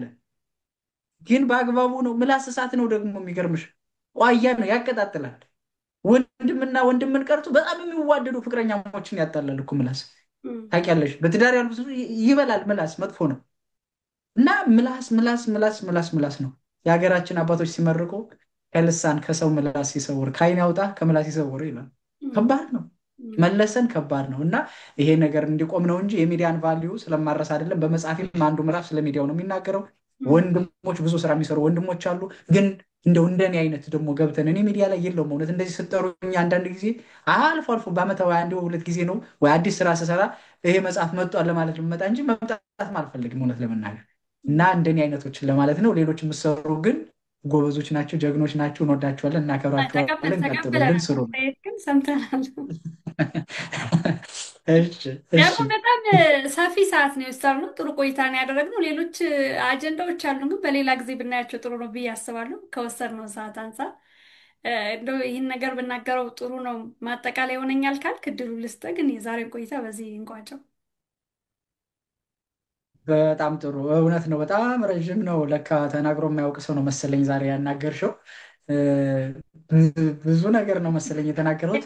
የሆነ ጊዜ የልቤን አናገርሽ መሰለ እየነካካሽ እና ምን ይባላል መሰለሽ፣ ኢተርኒቲ ይባላል። ታይም አንኮንሽስ ስትሆኝ ጊዜውን ሰዓት የምትኖሪበት ጊዜ፣ ጊዜ የሌለበት ጊዜ አንኮንሽስነስ የምትሆኝበት ጊዜ ኢተርኒቲ ይባላል። እና በምትወጂው እና ሴንሲቲቭ በሆነ ኢሹ ላይ ስትኖሪ ጊዜን ኮንሲደር አታደርጊውም። ለዛ ይመስለኛል እንደዛ ሄደው። ሌላ የምጨምረው ነገር የለም። የምለው ነገር ቢኖር እባካችሁ መሬት ላይ ያሉ ወንድሞቻችን ወደ አንድነት ለመምጣት ህይወታቸውን በመስጠት ዋጋ በመክፈል ላይ ነው ያሉት። ይሄንን ትግል በየትም ቦታ ያላችሁ ወንድሞች፣ መሬት ላይ ያላችሁም ሆናችሁ በእውነት የእናንተን ሞት፣ የእናንተን ራብ፣ የእናንተን ስቃይ ማየት አንፈልግም። በተለይ ደግሞ ለመቶ ምናምን ዓመታት በላይ በሴራ ሲገድለን የኖረና ሊገድለን የሚፈልግ አክተር እያለ ራስ በራሳችን ጠላትና ተሳዳጅ አሳዳጅ ሁነን መኖራችን በእውነት በአሁን በምንኖረው ብቻ ሳይሆን በታሪክም ስለሚያሳፍር ሸብረክ ማለት መብሰል ያስፈልጋል። አስተዋይ ሰው የሚባለው አውቆ የሚሸነፍ ነው እና አውቃችሁ ተሸነፉ። ለህዝብ ስትሉ ተሸነፉ። ቅድም እንዳልኋችሁ ሰልፍለስ ሰልፍ ኬር ወይም ራሳችሁን ጥላችሁ ራሳችሁን ጠብቁ ማለት ነው የምፈልገው። በውጭ ያሉ ወንድሞች፣ በውጭ ያለው ደግሞ ወገን ደግሞ በሚችለው መጠን በዲፕሎማሲው፣ በአድቮኬሲው፣ በፋይናንሱ ይርዳ። በውጭ ያሉ ማህበራትም አንድ ሁነው ወገኖቻቸውን ይርዱ የሚለውን መልእክት ነው ማስተላለፍ የምፈልገው። እንግዲህ የቀረውን እግዚአብሔር ይሙላበት። በንግግር ያስቀየሚያችሁ ከሆነ ይቅር በሉኝ እላለሁ። በጣም አመሰግናለሁ። በጣም ሰፊ ጊዜ ነው የሰጠኝ ዲያቆን ባንተአምላክ፣ ከልብ አመሰግናለሁ። ተስፋ አለኝ በአመት 2 ጊዜ እንኳን አይደለም በሌላ ጊዜ እንደማገኘው በጣም ተስፋ አለኝ። ጥሩ ቆይታ ነው ያደረግነው። እንግዲህ የኛ ትውልድን ብሎ ይሄ የኛ ትውልድ ወግ ነው። በጣም ደስ ብሎኛል። ስለ ጊዜ ከልብ አመሰግናለሁ። እግዚአብሔር ያክብርልኝ። ሰፊ ትንተናን የሰጠን በተለይ ካለም ከታሪክም በአማራም በኢትዮጵያም ታሪክ ሰፊ ስራን የሰራ ከሱ ትንሽ ጨልፈህ ለእኛ ለተመልካቾች ስለሰጠህን እውቀት ስለሰጠኝ ጊዜ ከልብ አመሰግናለሁ። እናንተም ተመልካቾቻችን ረዘም ላለ ሰዓት ወስዳችሁ ስለተከታተላችሁን ስለተመለከታችሁን ከልብ እናመሰግናለን። የነበረን ቆይታ ይህን ይመስላል። ፕሮግራማችንን እናጠናቀናል። መልካም ጊዜ። ሰላም ሁኑ። ሰላም ሆነሁላችሁ። እግዚአብሔር ይስጥልኝ።